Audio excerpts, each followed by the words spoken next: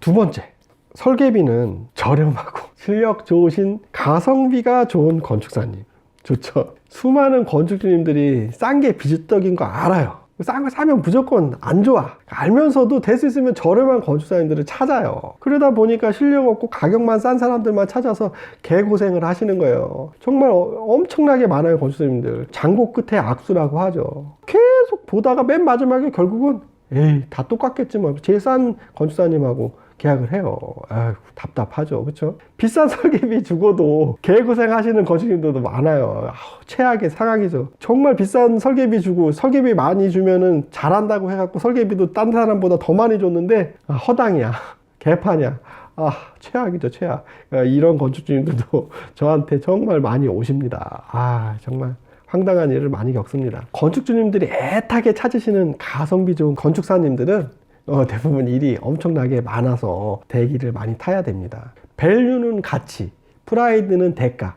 가치는 높고 대가는 적은 게 가성비라고 하죠. 가성비. 그렇죠? 계획 설계안에 대해서 합리적인 가치를 설명해 주시고 그에 대한 대가를 제안해 주시는 건축사님이 바로 가성비가 좋은 건축사님입니다. 이 똑같은 조건에 계획 설계 세 곳을 받아보면 세 곳의 건축사님들이 작품이 모두 다르고 그 가치도 모두 다르고 그 대가도 모두 다릅니다. 세 곳 중 어느 분이 가장 가성비가 있는지를 건축주님이 비교해서 찾으시면 되는 거예요. 절대 싸다고 그 건축사님을 선정하시는 게 아니라 그 계획 설계의 가치와 그 대가를 보고 결정을 하시는 거예요. 그래서 가성비 좋은 건축사님을 찾으시면 되는 거예요.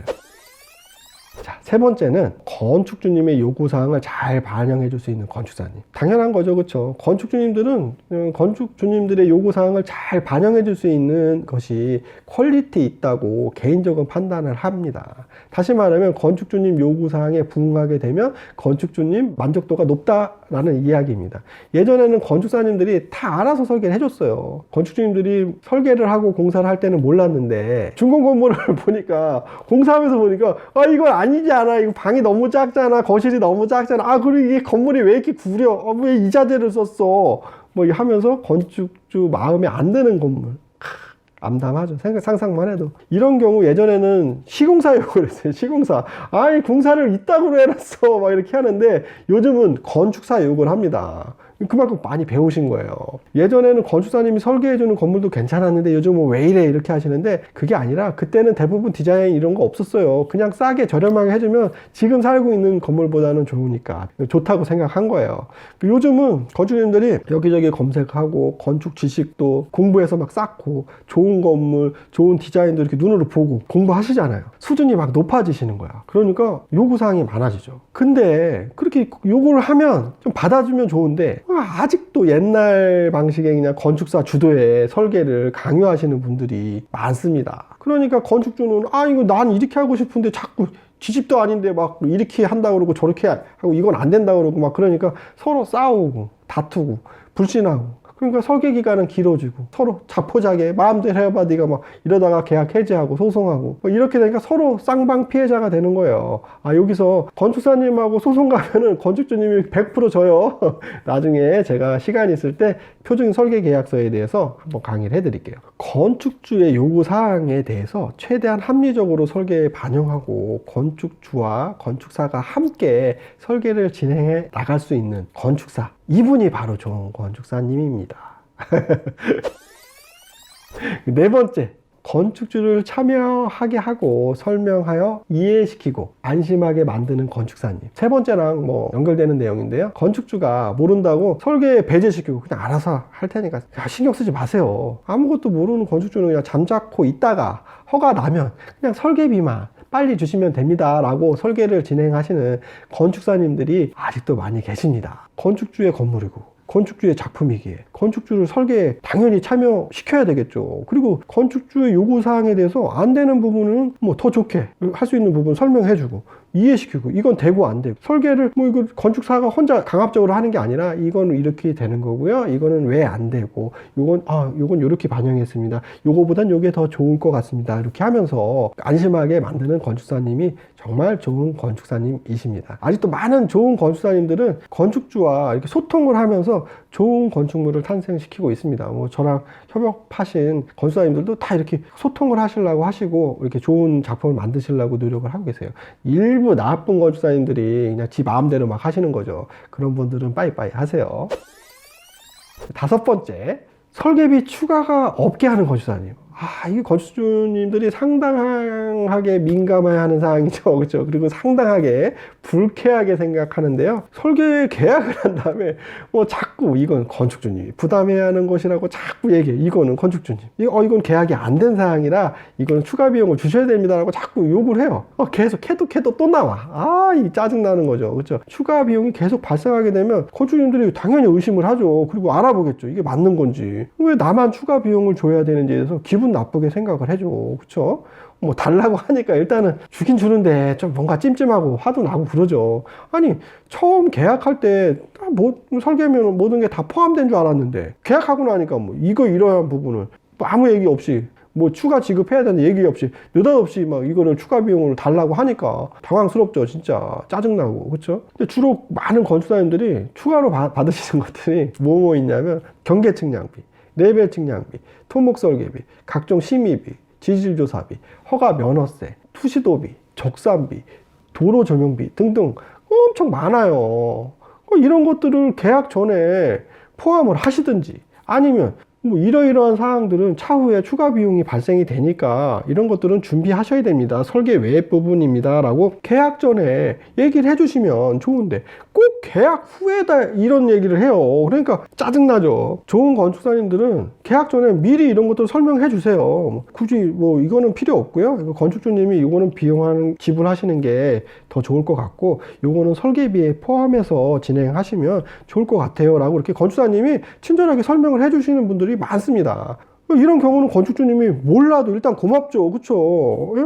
설계 이외의 비용, 들어간 비용을 가르쳐 주시니까. 근데 꼭 항상 계약한 다음에 자꾸 보따리를 자꾸 내놓으라고 하니까 이거 빤스까지 벗겨가는 거야 막 이렇게 오해를 하게 되죠. 근데 그런 비용들은 어차피 들어가야 할 비용들이기 때문에 포함 하나 안 하나 어차피 건축주에 들어가는 돈은 똑같습니다. 하지만 얘기하고 안 하고의 차이는 진짜 하늘과 땅 차이죠. 그렇죠? 건축주님들은 설계비나 시공비든 계약 이후의 추가 비용들을 상당히 민감하게 받아들이시고 꼭 손해보는 듯한 느낌으로 불쾌하게 생각을 하죠. 그렇죠? 그러니까 제발 추가 비용 없는 건축사님들이 많아지셨으면 좋겠습니다. 꼭 좀 설명해 주시고 이렇게 설명해 주시는 건축사님들이 좋은 건축사님들입니다. 계약 전에 꼭 확인하세요. 그 여섯 번째, 계획 그리고 설계, 허가, 착공, 준공까지 쫙 관리해 주시는 건축사님. 이런 분들 대단하시죠. 대부분 이게 처음부터 끝까지 그냥 믿고 맡겼으면 좋겠다. 모르니까 좀 알아서 좀 다 잘 해줬으면 좋겠다라고 하면서 건축사님들을 찾아다니시죠. 근데 건축사님들이 없어요. 그러니까 이상한 시공사들한테 엮여가지고 완전 당하고 계시죠. 계획부터 준공까지 원스톱으로 관리해주는 건축사. 이게 아주 멋있죠. 이게 이상적인 구도죠. 근데 지금 법으로 시공은 건축사가 못하게 돼 있습니다. 예. 땅 구입부터 계획, 설계, 허가, 건축사, 시공사 선정, 그리고 착공, 준공, 일사천리, 임대까지. 이렇게 건축사님이 이렇게 도와주시면 정말 좋죠. 실제로 이렇게 도와주시는 건축사님들 많습니다.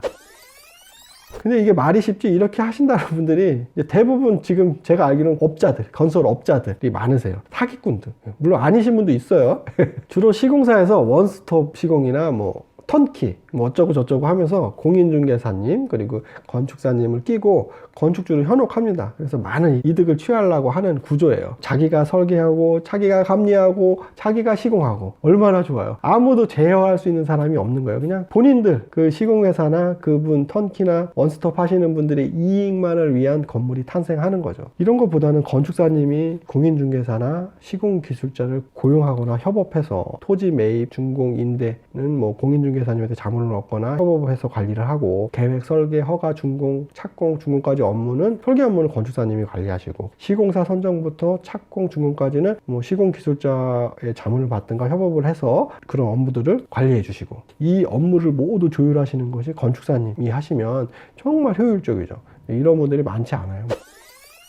건축주님 어떻게 하셔야 되냐 그러면, 감리의 경우는 뭐 허가권자 지정감리 대상은 설계 구도 의도 구현 비용이 있죠. 요걸 한 단계 업그레이드해서 감리 건축사님한테 공사 현장 관리를 좀 해달라, 아니면 설계 건축사님한테 공사 현장 관리를 좀 해달라라고 이제 건축주님이 요청하시면 좋겠죠. 그리고 건축주 지정 감리를 하셨을 경우에는 기본 감리만 하지 마시고 옵션을 한 단계 업그레이드해서 현장 관리까지 해달라고 하시면 건축주님이 아주 좋겠죠. 그렇죠? 이런 비용 부담을 하고서라도 믿고 맡기실 건축사님이 있으면 하시는 분들은 건축사님들한테 옵션 계약을 하시면 아주 좋습니다. 설계 의도 구현이 생기기 전에는 디자인 감리라고 있었습니다. 자기 본인이 설계하고 본인이 감리하고 하나 요 세세한 부분까지 퀄리티 있게 다 이렇게 감리를 하시는 분들이 있어요. 이게 디자인 감리라고 합니다.